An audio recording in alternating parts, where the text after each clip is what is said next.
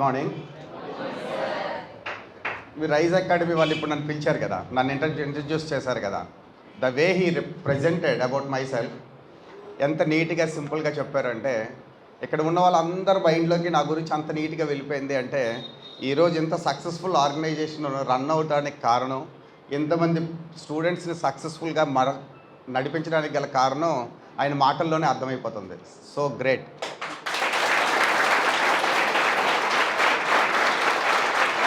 Select అయ్యారు, ముందర కూర్చున్నారు, ముందర రోలో. మీ అందరికీ కంగ్రాచులేషన్స్. ఇంత మీలాంటి అద్భుతమైన సక్సెస్ గల కారణం ఎవరు? మన రైజ్ అకాడమీ వాళ్ళు. ఆ డైరెక్టర్ గారికి, ప్రిన్సిపల్ గారికి, టీమ్ మెంబర్స్కి, ఫ్యాకల్టీ మెంబర్స్కి, అందరికి కూడాను 100% మీకే హార్ట్ఫుల్గా ఫస్ట్ వాళ్ళందరి తరపున, నా తరపున, మా అందరి తరపున కూడా కంగ్రాచులేషన్స్.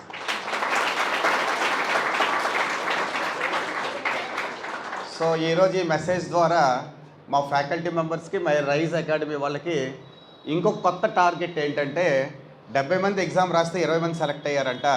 నాకు తెలిసి రానున్న రోజుల్లో 70 మంది రాస్తే 70 మంది కూడా సెలెక్ట్ అవ్వాలని చెప్పి మనం. సో మీరు చాలా యాస్పిరేషన్స్, ఎలాగైనా మేము కొట్టేయాలి నెక్స్ట్ ఎగ్జామ్, నెక్స్ట్ రాబోయే కాంపిటేటివ్ ఎగ్జామ్ మేము గెలిచేయాలి, మేము సక్సెస్ అయిపోవాలి అనే కోరికతో కదా కూర్చున్నారు కదా కదా. సో నా మాటలు ఒక 5 నిమిషాలు మీకు లేట్ అనిపించినా కూడా వినడానికి ట్రై చేయండి. అసలు మీ రైజ్ అకాడమీ వాళ్ళు నన్నే ఎందుకు గెస్ట్గా పిలిచారు? Who am I? నా గురించి చెప్పారు, but still I want to tell something about my self first. Suppose if you understand my self, నా గురించి మీరు అర్థం చేసుకోగలిగితే దెన్ సక్సెస్ అన్నది ఎలా వస్తుందో మీకు తెలిసిపోతుంది. Simple words. నేను పుట్టింది ఒక చిన్న ఇంట్లో, నాకు 4 అక్కలు, ఒక నేను ఒక్కడనే.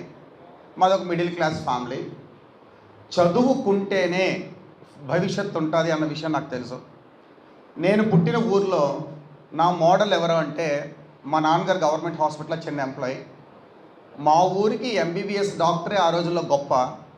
అతను వచ్చే స్టైలు, ఆయన మాట్లాడే తీరు, ఆయన వాడే సంవత్సరానికి ఒకటి వాడే బండి, ఇవన్నీ చూస్తే మనం కూడా అలాంటి డాక్టర్లు అయితే కదా అంత గొప్ప వాళ్ళం అవుతాం అన్నదే నా ఫస్ట్. చిన్నప్పుడు 2వ క్లాస్ 3వ క్లాస్ చదువుతున్నప్పుడే, నాన్న నేను బండి కొనాలంటే ఏం చేయాలి అంటే, మా నాన్న అనే మాట, నువ్వు అలాంటి డాక్టర్ అయితే కొనగలవరా అనే మాట నన్ను మార్చేసింది.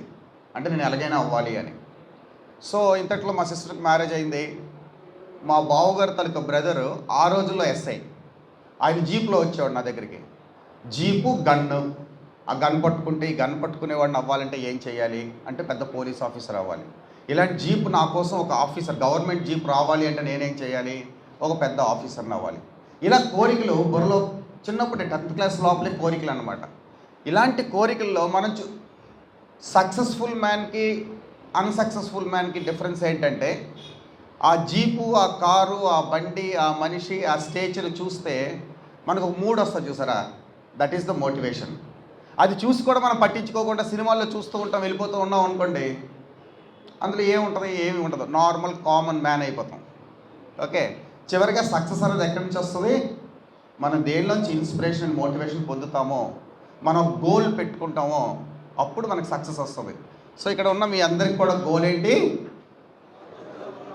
నెక్స్ట్ సక్సెస్ అవ్వడానికి గోల్ పెట్టుకోవాలి. మీరు అందరూ టార్గెట్స్ రాసేసుకోవాలి. పడుకున్న అదే రావాలి, నిద్రలో కల్లో అదే రావాలి, మార్నింగ్ పనిచేస్తున్న అదే రావాలి, తిరుగుతున్న అదే రావాలి, అనుకోకుండా సినిమా చూస్తున్న, ఫోన్లో యూట్యూబ్ రీల్స్ చూసుకోకూడదు. మన గోల్, అల్టిమేట్ గోల్. అర్థమైంది కదా? ఇప్పుడు గోల్. సరే, నెక్స్ట్ పాయింట్. నెక్స్ట్ నేనేమయ్యాను? డాక్టర్ అవ్వాలి కదా, అంటే ఇంటర్లో బైపీసీ తీయాలి కదా. బైపీసీ గ్రూప్లో ఇప్పుడు మీలాగనే ఎస్ఎస్సి జీడీ ఎగ్జామ్ ఎంతమంది రాశారు? 70 మంది రాశారు. ఎంతమంది సెలెక్ట్ అయ్యారు? 20 మంది సెలెక్ట్ అయ్యారు. బట్ నేను మా అప్పుడు ఎంసెట్, అదే నీట్ ఎగ్జామ్ రాయాలి అంటే ఎన్ని లక్షల మంది రాస్తారు? అందులో నేను టాప్ అవ్వాలి కదా. టాప్ అయితే కదా సీట్ వస్తుంది. ఈ రోజుల్లో కొన్ని వేల సీట్లు, కానీ ఆ రోజుల్లో మాకు కరెక్ట్గా 980 మెడికల్ సీట్లు. గవర్నమెంట్ కాలేజీలే ఉన్నాయి, ప్రైవేట్ కాలేజీలు లేవు. లక్షల్లో రాస్తే 980 మందిలో నేను అక్కడ సెలెక్ట్ అవ్వాలి కదా. అని నేను ఎలా చదవాలి అంటే, ఇంటర్మీడియట్ నేను మంచి కాలేజీలో చదవాలి. ఎక్కడ చదవాలి మంచి కాలేజు? ఆ రోజు మా టీచర్లు నేను 10th క్లాస్ చదువుతున్నప్పుడు అడిగితే, స్టేట్లో ఉన్న టాప్ కాలేజ్ ఏదైనా ఉంది అంటే ఆంధ్రప్రదేశ్ రెసిడెన్షియల్ జూనియర్ కాలేజ్. అప్పుడులా ఇప్పుడు చైతన్య, నారాయణ అవేం లేవు. అలా ఉన్నప్పులు పెట్టడానికి మా నాన్న దగ్గర లేవు. అయితే మరి అక్కడ నాకు సీట్ రావాలి కదా. 10th క్లాస్ అందరిలాగే పాస్ అయిపోయి రాష్ట్రంలో ఉన్న వాళ్ళందరిలాగే నేను 10th క్లాస్ పాస్ అయిపోతే నాకెందుకు కాలేజ్, నేను మెడిసిన్ డాక్టర్ని అవ్వగలను? అవ్వలేను కదా. అందుకు నా గోల్ ఏంటి, 10th క్లాస్లో మార్క్స్ వస్తే స్టేట్ ర్యాంక్ రావాలి. లేదు అంటే స్టేట్ ర్యాంకర్స్ అందరూ మన ఆంధ్రప్రదేశ్లో 10th class top state rankers ఉంటారు కదా, వాళ్ళందరూ చదివేది ఇంటర్మీడియట్ ఏపీఆర్ చేసి నాగార్జున సాగర్. అక్కడ నాకు ఎంట్రన్స్లోనైనా సీట్ రావాలి, లేదు అంటే నాకు స్టేట్ ర్యాంక్ రావాలి. 10th క్లాస్లో స్టేట్ ర్యాంక్ రాలేదు, మరి ఏం చేయాలి? ఎంట్రన్స్లో కొట్టాలి. కరెక్ట్ మా అక్క మ్యారేజ్, సమ్మర్ హాలిడేస్, అందరు క్రికెట్ ఆడుతూ ఎంజాయ్ చేస్తూ ఉన్న టైంలో ఓన్లీ నాకు మే 31st ఎగ్జామ్. హాలిడేస్ ఎప్పటి నుంచి వచ్చేసారు? ఏప్రిల్ 24 నుంచి ఇచ్చారు. ఎగ్జామ్స్ అయిపోయి 1.5 month ఉంది. నాకు స్టేట్ ర్యాంక్ రాదని నాకు అర్థమైపోయింది. సో నాకు ఏపీఎల్ సీట్ కావాలి. అందరు పిల్లలు ఆడుకుంటున్నారు, నేనేం చేశాను? చదువుకున్నాను. ఇప్పుడు మీకు ఏం అర్థమైంది? సీక్రెట్ మంత్రాలో హార్డ్ వర్క్ మించింది లేదు. రెండో పాయింట్, ఒకటి గోల్ ఉండాలి, 2 హార్డ్ వర్క్ ఉండాలి. అర్థమైంది కదా. అందరూ ఎంజాయ్ చేస్తూ ఉంటారు, అందరూ స్టైల్గా బ్యూటీ పార్లర్లకు వెళ్తూ ఉంటారు, గంటలు టైం వేస్ట్ చేస్తుంటారు. ఒక ఐబ్రోస్ సెట్ చేసుకోవడానికి గంటలు టైం వేస్ట్ చేస్తారు. బట్ ఇక్కడున్న అమ్మాయిలు ఒక ఐబ్రోస్కి వెళ్ళట్లేదు, హెయిర్ కటింగ్కి వెళ్ళట్లేదు, గంటల కొద్ది పుస్తకాలు పట్టుకొని కూర్చున్నారు. సో సక్సెస్ మీకు వస్తుందా, వాళ్ళకి వస్తుందా? మీకే వస్తుంది. సో మీరు ఆల్రెడీ సక్సెస్ దగ్గర అయిపోయారు. ఏమేమి చేశారు? టైం వేస్ట్ చేసుకోకుండా హార్డ్ వర్క్ చేస్తున్నారు. అంతే కదా, చేస్తున్నారు కదా, తలోపట్లే చేస్తున్నారు కదా. ఓ అమ్మాయిలు కట్టినారు, అబ్బాయిలు కనట్లేదేమో. ఒరే అబ్బాయిలు, మీరు ఒకటి గోల్ పెట్టేసుకున్నారు, 2 హార్డ్ వర్క్ స్టార్ట్ చేస్తారు. ఇప్పుడు నేనేం చేశాను? నేను మీలోనే హార్డ్ వర్క్ చేశాను ఆ రోజుల్లో. ఇవన్నీ ఈరోజు ఒక స్పీకర్గా నేను వచ్చి మీకు సలహాలు ఇస్తున్నా. బట్ దేవుడి దయ వలన అది ఎందుకు నా మైండ్లో ఇవన్నీ పుట్టాయో తప్ప నాకు ఎవడు గైడ్ చేయలేదు. బిలీవ్ మీ, నాకు నేనుగానే అడుగుతుండేవాడిని, చెప్పేవాళ్ళు ఉంటుండేవాళ్ళు, నేను చేస్తూ ఉండేవాడిని. ఓకే. సో ఇంటర్మీడియట్లో నేను అనుకున్న టాప్ ఆంధ్రప్రదేశ్లో టాప్ కాలేజ్లో మన జిల్లా నుంచి సెలెక్ట్ అయిన only 1 student at that time. సరే,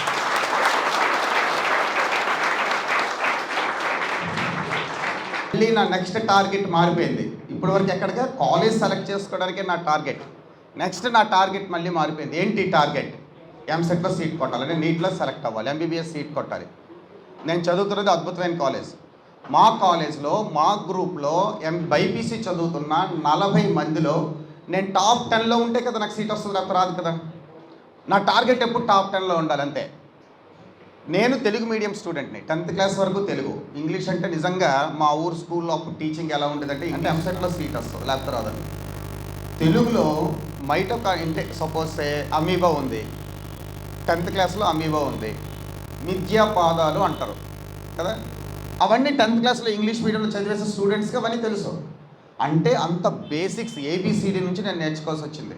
అంటే నేను ఎంత హార్డ్ వర్క్ చేస్తుంటాను కదా. అంత హార్డ్ వర్క్ చేస్తూ నేను క్లాస్లో టాప్ 10లో ఉండి, ఆ తర్వాత ఎంసెట్లో మన ఆంధ్ర మెడికల్ కాలేజ్, మన వైజాగ్, మన ఆంధ్రాలో టాప్, అందులో నేను సీట్ తెచ్చుకున్నాను. అంటే ఇక్కడ ఏంటి అర్థమైంది? ఒక టార్గెట్ ఉండి ఒక హార్డ్ వర్క్ చేయగలిగితే సక్సెస్ మన పక్కనే ఉంటుంది అని అర్థమైపోయింది. ఓకే. నెక్స్ట్ ఇంటర్మీడియట్ ఎంబీబీఎస్ అయిపోయింది. ఎంబీబీఎస్లో అందరిలాగే చదివితే నేను గొప్ప డాక్టర్ని అవుతానా? అవ్వకూడదు. సో ఎంబీబీఎస్ చదువుతున్నప్పుడు గోల్డ్ మెడల్ సాధిస్తే ఒక రికార్డ్. గోల్డ్ మెడల్ అంటే ఏంటి?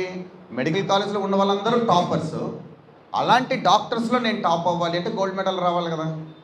సో గోల్డ్ మెడల్ కోసం చదివాను, గోల్డ్ మెడల్ సాధించాను. మళ్ళీ ఏంటంటే ఓకే, ఎంబీబీఎస్ అయిపోయింది. నెక్స్ట్ ఎక్కడికి వచ్చాను? పీజీ చేస్తే కదా టాప్ అవుతాం. ఓన్లీ ఎంబీబీఎస్ వస్తే మామూలు డాక్టర్లమే కదా. పీజీ ఎక్కడ రావాలి? నేను ఎంబీబీఎస్ చదువుతున్నప్పుడు సరదాగా ఢిల్లీ టూర్ వెళ్ళాం డాక్టర్స్ అందరితో. అక్కడ ఢిల్లీ గేట్ దగ్గర ఫోటో తీసుకున్నాను. అక్కడ అందరు ఎంపీలు, ప్రధానమంత్రులు అందరూ ఉంటే ఎప్పుడైనా ఇది కూడా అయితే బాగున్నాను అనుకున్నా. తెలియదు అది ఏం జరుగుద్దో. కానీ all India institute of medical sciences అని ఉంటుంది, all India institute of medical science అని ఉంటుంది, ఎయిమ్స్. ఇండియాలో ఓన్లీ 1 ఎయిమ్స్. ఇప్పుడైతే బోల్డ్ ఎయిమ్స్ వచ్చాయి, అప్పుడు ఇండియాలో ఓన్లీ 1. అక్కడ నిల్చొని ఫోటో దిగాను. ఈ ఎయిమ్స్లో చదవాలి అనుకున్నా, పీజీ సీట్ కొట్టాను, ఎయిమ్స్లోనే చదివాను.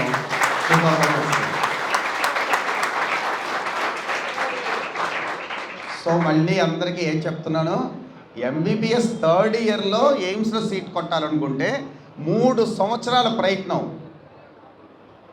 మళ్ళీ చెప్తున్నా, అంబేద్కర్ భవనం అంటే ఒక దేవుడు లాంటి భవనం, చదువుల తల్లి ఉన్న ప్లేస్ ఇది. సరస్వతీదేవి ఎదురుగా నేను చెప్తున్నా, నేను మీలాంటి అబ్బాయినే కదా, నాకు హార్మోన్స్ ఉంటాయి కదా, నాకు అమ్మాయిలంటే ఇంట్రెస్ట్ ఉంటుంది, అమ్మాయిలతో తిరగాలి, అది చెయ్యాలి ఇది చేయాలి, నాకు కోరిక ఉంటుంది కదా. మెడికల్ కాలేజ్లో చదువుతున్నప్పుడు డాక్టర్లకి, మెడికోస్కి విపరీతమైన నర్సెస్ ఉంటారు, పక్క కోలీగ్ స్టూడెంట్స్ ఉంటారు, అందరూ ఉంటారు కదా. దేవుడు సాక్షిగా చెప్తున్నా, నా మ్యారేజ్ అయ్యేంత వరకు కూడా నేను ఏ చెత్త పని చేసినా కూడా నేను ఫెయిల్ అవుతాను, నేను సక్సెస్ అవ్వలేను అని ఒక ప్రమాణం చేసుకున్నాను నా మీద నేను. అందుకని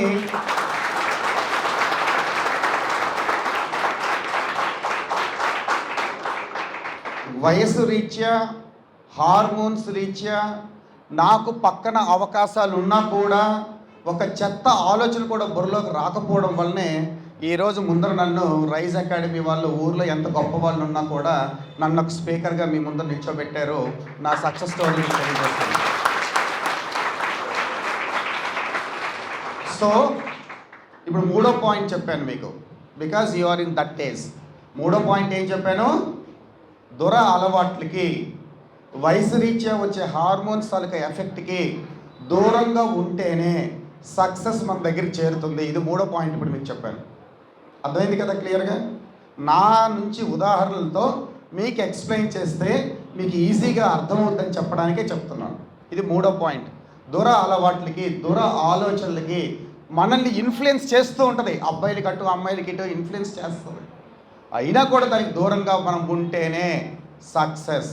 ఎవరైతే దానికి చిన్నగా ఏమాత్రం ఈ ఒక్క పూట ఎంజాయ్ చేసేద్దాం, రేపు నుంచి చదువుకుందాం అని అనుకున్నామో అయిపోయి మన జీవితం శూన్యం. గుర్తుంచుకోండి. నెక్స్ట్ మెడికల్ కాలేజ్ అయిపోయింది, మెడిసిన్ అయిపోయింది, శ్రీకాకుళం వచ్చాను. మన శ్రీకాకుళంలో నాలాంటి డాక్టర్లు ఎంతోమంది ఉండుంటారు కదా, నాలాంటి డాక్టర్లు ఎంతోమంది ఉన్నారు, మీరు ఎంతోమంది చూస్తూ ఉంటారు కదా. మరి అందరు డాక్టర్లు దానిష్ శ్రీధర్ ఎందుకు నెంబర్ 1? ఈరోజు మీరు ఎవరిని ఎంక్వైరీ చేయండి. శ్రీకాకుళం వచ్చి నేను ఈరోజుకి 20 సంవత్సరాలు సుమారుగా అయింది. నేను వచ్చిన మొదటి రోజు నుంచి ఈ రోజు వరకు కూడా టాప్ డాక్టర్స్ ఎవరు శ్రీకాకుళం అంటే దానిష్ శ్రీధరే ఉంటాడు.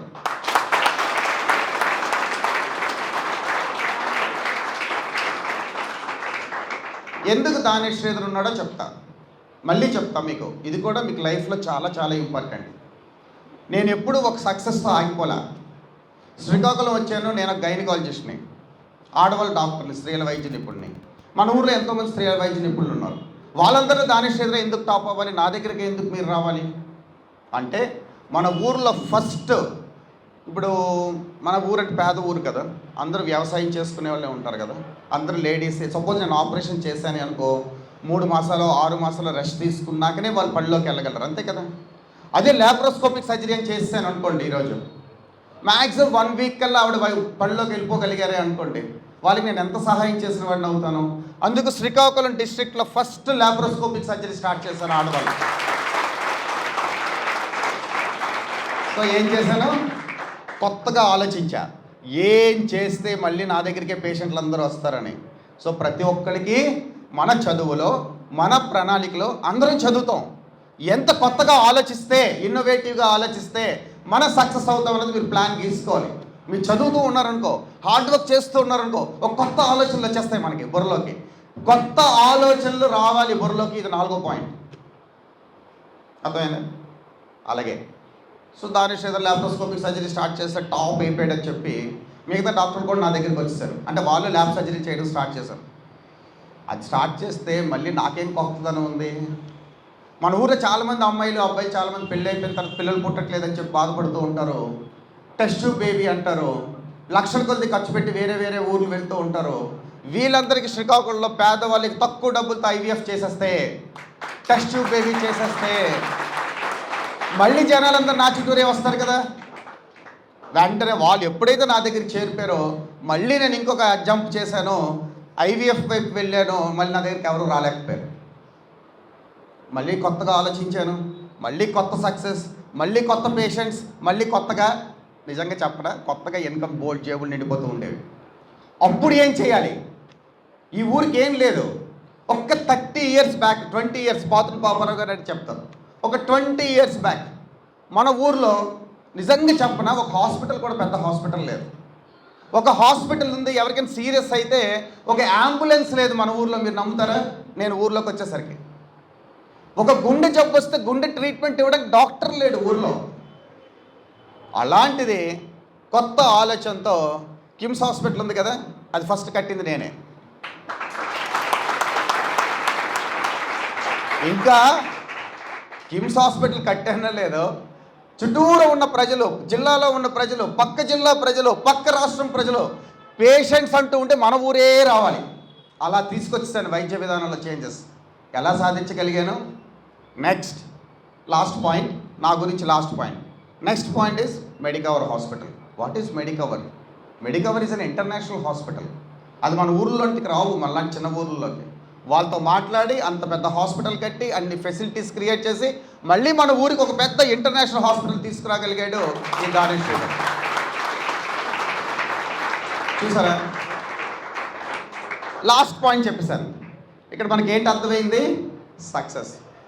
సక్సెస్ చూస్తూ ఉంటే అదే సక్సెస్ కావాలని కోరిక. ఒక స్వీట్ తింటున్నాం అనుకో, ఇంకో స్వీట్, ఇంకో స్వీట్, ఇంకో స్వీట్ అని ఎలా అనిపిస్తుందో, ఇంకొక వెరైటీ స్వీట్, ఇంకో వెరైటీ స్వీట్, ఇంకా స్వీట్ స్వీట్ స్వీట్ అనిపిస్తుంది, అనిపించదా? ఒక సక్సెస్ పొందితే ఇంకో సక్సెస్, ఇంకో సక్సెస్, ఇంకో సక్సెస్ అనిపిస్తుంది. సో డియర్ ఫ్రెండ్స్, మీ గురించే లాస్ట్ పాయింట్. మీరు ఒక్క ఎస్ఎస్సి జీడీ దగ్గర ఆగిపోదు. ఇది మీకు ఇన్కమ్ నెలకి ఒక 50,000, 60,000, 70,000 తెచ్చి పెడుతుంది. ఒక మనిషి బ్రతకడానికి నెలకి 10,000 నుంచి 20,000 రూపాయలు ఒక సాధారణమైన వ్యక్తి అయితే నెలకు 10,000, 20,000 సంపాదిస్తే బ్రతకగలడు. ఒక 50,000, 60,000 సంపాదిస్తే మరికొంచెం మంచిగా బ్రతకగలం. 60,000 కంటే ₹1,00,000 వెళ్ళగలిగామనుకో, మనకంటూ సొంతంగా ఒక బండి కొనుక్కోగలం, సొంతంగా కారు కొనుక్కోగలం, సొంతంగా ఒక ఇల్లు కొనుక్కోగలం, సొంతంగా మన అమ్మా నాన్నల్ని మంచిగా చూసుకోగలం కదా. సో మీకు ఏంటి అర్థమైంది? సక్సెస్ ఈరోజుతో ఆపొద్దు, సక్సెస్ కంటిన్యూ చేయండి. అది నా కోరిక. సక్సెస్ ఎప్పుడు కూడా వచ్చింది కదా అని కాలర్ ఎగరేస్తే సక్సెస్ అక్కడితోనే ఆగిపోద్ది. మనం ఈరోజు స్టూడెంట్స్ని ఏదో కోరికతో ఉన్నాం, సక్సెస్ అవ్వాలనుకుంటున్నాం, జీవితంలో సెటిల్ అవ్వాలనుకుంటున్నాం. మన అమ్మా నాన్నల కంటే, మన అమ్మా నాన్నలు మనల్ని పెంచిన దానికంటే మనం పెళ్లి చేసుకుంటే మన పిల్లల్ని ఎంతకంటే బాగా చూసుకోవాలి. మీరు ₹100 డ్రెస్ వేసుకుంటే మీ పిల్లలకి ₹1000 డ్రెస్ ఇవ్వాలి రేపు పొద్దున్న అని ఆలోచించే కదా మీరు చదువుతున్నారు కదా. అలాంటి కోరిక మంచి టైంలో 18, 19, 20 ఇయర్స్లో ఉన్నారు మీరు అందరూ కదా. ఏ క్షణం మర్చిపోయినా, మళ్ళీ చెప్తున్నా, మరొక్క 20 సంవత్సరాలు దాటిపోయింది అనుకోండి, ఉండిపోయాము. నిజంగా ఆ రోజే మేము బుర్రకు ఎక్కించుకుని ఉంటే, సక్సెస్ వైపు మేము ప్రయాణం చేసి ఉండుంటే ఈరోజు ఎంత అద్భుతంగా ఉండేది అని ఆలోచించే వాళ్ళు కొంతమంది అయితే, ఆ రోజు శ్రీధర్ గారు చెప్పారు, నిజంగా మేము దాన్ని ఫాలో అయ్యాం, సక్సెస్ మీద సక్సెస్ కొట్టాం, అందుకే ఈరోజు ఇంత అద్భుతంగా సమాజంలో బ్రతుకుతున్నాం అని చెప్పి మీరు ఆలోచించగలిగితే, ఈ తాలూకు 20 నిమిషాల తాలూకా నా స్పీచ్ నాకు, మీకు అందరికీ ఆనందాన్ని ఇస్తుంది. అలాగే రైజ్ అకాడమీ వాళ్ళు నన్ను పిలిచినందుకు వాళ్ళు కూడా నేను రుణపడి ఉంటాను. నా వలన మీరు కూడా అయితే వాళ్ళు కూడా నాకు మరొకసారి థ్యాంక్స్ చెప్తారు. మళ్ళీ రేపొద్దున మళ్ళీ ఇంకో సక్సెస్ మీట్ వస్తుంది, మళ్ళీ నన్ను పిలుస్తారు, మళ్ళీ మీ అందరితో షేక్ హ్యాండ్ ఇచ్చే రోజు మళ్ళీ నాకు వస్తుంది. ఈరోజు 20 మందికి షేక్ హ్యాండ్ ఇస్తున్నా, రేపు 100 మందికి షేక్ హ్యాండ్ ఇవ్వాలని చెప్పి మనస్ఫూర్తిగా కోరుకుంటున్నా. Institution, am I right? So you people are paying money for them, am I right? Okay, మీరందరూ కూడా సంవత్సరానికి ఒక కోర్స్కి సుమారుగా 10,000 రూపాయలు కట్టుకోవాలి అని అనుకుంటున్నారు, అంతే కదా, అంతే కదా. సరే, రైజ్ అకాడమీలో చదువుతున్న స్టూడెంట్స్కి దానేష్ శ్రీధర్ అనే నేను, మిడిల్ క్లాస్లో పుట్టిన నేను, ఈరోజు మీ అందరి కోసం ఒక హార్డ్ వర్క్ చేసి సక్సెస్ఫుల్ మ్యాన్గా ఉంటున్న నేను, నన్ను నమ్మి నా దగ్గరికి రోజు 100 మంది పేషెంట్స్ వస్తున్న నేను, మీ అందరి ఆదరాభిమానాలతో నేను చేస్తున్న వర్క్కి నేను డబ్బులు సంపాదించుకుంటున్న నా డబ్బులతో మీ రైజ్ అకాడమీలో పూర్ స్టూడెంట్స్ ఎవరైనా ఉంటే ఒక 10 మందికి, ఒక అకాడమీ తాలూకా కోర్సు 9,500 అండి, 10,000, 9,000 వేస్తే 10,000 అనుకోండి. ఒక పూర్ స్టూడెంట్స్ 10 మందికి, వాళ్ళు బాగా కష్టపడి చదువుతారు సార్, కానీ వాళ్ళు డబ్బులు కట్టుకునే అవకాశం కొంచెం తక్కువగా కనిపిస్తుంది సార్, వాళ్ళు డబ్బులు కట్టుకోలేకపోతే చదువుకోలేకపోతున్నారు, డబ్బులు నిజంగా వాళ్ళు కట్టుకోగలిగితే వాళ్ళు బాగా చదువుతారు అని మీరు అనుకుంటే 9,500 ఇంటూ 10 మంది ఎంత? 95,000 రూపాయలా? అంతేనా? ఓకే. సో ₹1,00,000 అనుకోండి. నేను ₹1,00,000 ఈరోజు నేను రైజ్ అకాడమీకి ఇస్తాను.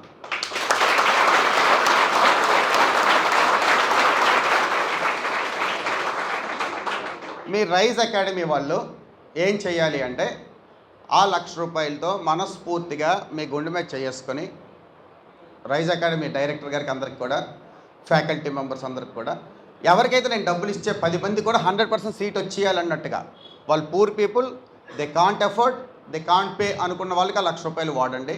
ఆ ₹1,00,000తో వాళ్ళు సీట్లు కొట్టేటట్టు చేయండి. నిజంగా వాళ్ళు సీట్ కొడితే ఒకరోజు నా దగ్గరికి వచ్చి థ్యాంక్స్ చెప్పమనండి, అంతే చాలు. ఓకే. స్టూడెంట్స్ ఉన్నారు కదా సెలెక్ట్ అయ్యారు. ఇప్పుడు ప్రతి విన్ అయిన ఛాంపియన్కి నేను 2,000 రూపీస్ చెప్పనిస్తాను.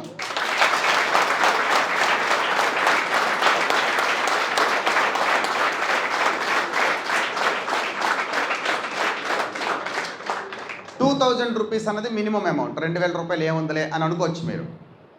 ఆ 2,000 రూపీస్తో ఒక విలువైన బుక్ కొనండి. దాని మీద with best compliments from doctor Danesh Sridhar అని రాసుకోండి. ఆ బుక్ మీకు ఉపయోగపడి జీవితంలో ఇంకా మీరు గొప్పవాళ్ళు అయితే, నేను కోరుకునేది ఒక్కటే, నా సెల్ఫిష్నెస్ చూసారా, మీకు 2,000 ఇచ్చి నేను ఏం కోరుకుంటున్నాను, జీవితంలో దానేష్ శ్రీధర్ అనే ఒక వ్యక్తితో మాకు పరిచయం అయిందని గుర్తుంచుకోండి చాలు. ఓకే. వాళ్ళని సెలెక్ట్ చేయిద్దాం. నెలకు 5 లక్షలు, 3 లక్షలు, 10 లక్షలు అయినా నాకు ప్రాబ్లం కాదు. బట్ కొంతమంది మీలాంటి యంగ్ పీపుల్ని జాబుల్లో సెలెక్ట్ అయ్యేటట్టు చేయాలని నా మనసులో కోరుకుంది. బట్ ప్రాబ్లం ఏంటంటే it is a private organisation, ఇది సోషల్ ఆర్గనైజేషన్ కాదు. అయినా కూడా మనీ కోసం అయినా కూడా మీలాంటి వాళ్ళందరికీ సర్వీస్ చేయడం కూడా సర్వీసే. ఇప్పుడు చైతన్య ఉంది, దాన్ని తిట్టలేను కదా నేను, చైతన్య కాలేజ్, నారాయణ కాలేజ్లో. బట్ అందులో ఉన్న పిల్లల్ని మంచి పెద్ద పొజిషన్లోకి తీసుకెళ్తున్నారు కదా. కానీ ఇంత తక్కువ డబ్బులతో ఇంతమంది ఫ్యాకల్టీని రన్ చేస్తూ ఇన్ని సక్సెస్లను అందిస్తుంది కదా, నిజంగా గ్రేట్ కదా. వాళ్ళందరికీ ఒక క్లాస్.